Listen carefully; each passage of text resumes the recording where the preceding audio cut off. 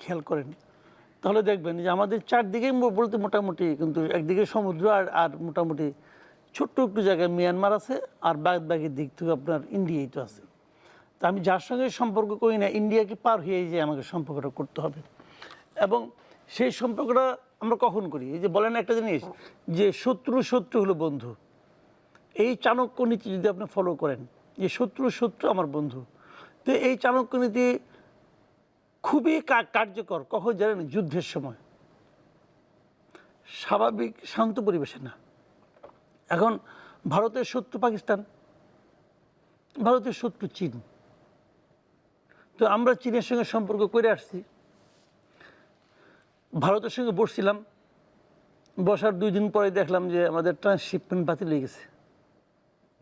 এমন সৌহার্দ্যপূর্ণ পরিবেশ হয়েছে, ট্রান্সশিপমেন্ট বাতিল হয়ে গেছে।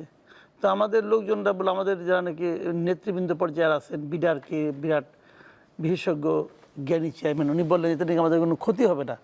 পরে আবার কালকে দেখলাম যে ক্ষতির পরিমাণ নাকি 2000 কোটি টাকা। তো 2000 কোটি টাকা ওনার কাছে টাকাই মনে হয় নাই, হতেই পারে, এটা নিয়ে আমার কোনো বক্তব্য নাই। কিন্তু সৌহার্দ্যপূর্ণ মিটিংয়ের ফল তো দেখছি।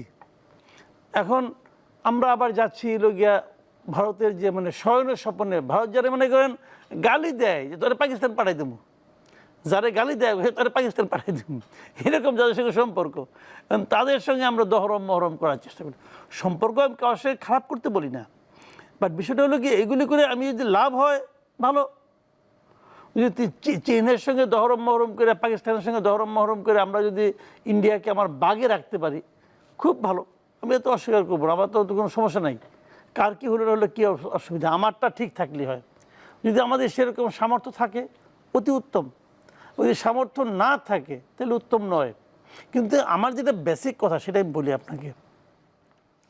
বেসিক কথা হলো কি, এই সরকার তো বেশি দিন থাকবে না। ধরেন সরকার যেভাবে থাকতে চায় সেটাও যদি ধরি, তাও তো 1 বছর, আগামী ধরেন জুনের আগে সেই নির্বাচনকে দিয়ে চলে যাবে। তাহলে আমি এই সরকারকে রিকোয়েস্ট, এই জন্য বলা হয়ে থাকে যে তত্ত্বাবধায়ক সরকারের মূল ফরম্যাটটা কি, তারা বড় ধরনের কোনো কাজ করবে না, কেবল দৈনন্দিন কাজগুলি করবে। আমারও বক্তব্য যে এমন কিছু বড় কাম করেন না, আকাম করেন না, কাম করতে যে আকাম করেন না, যার নাকি দায় পরবর্তী গভর্নমেন্টের উপর চাপে। মনে করেন আপনারা আওলা বাজায় থুয়ে গেলেন যে তো আমরা যাই, তারপর তো দেখি তোরা কেমন করে চালাস, এটা ঠিক হবে না।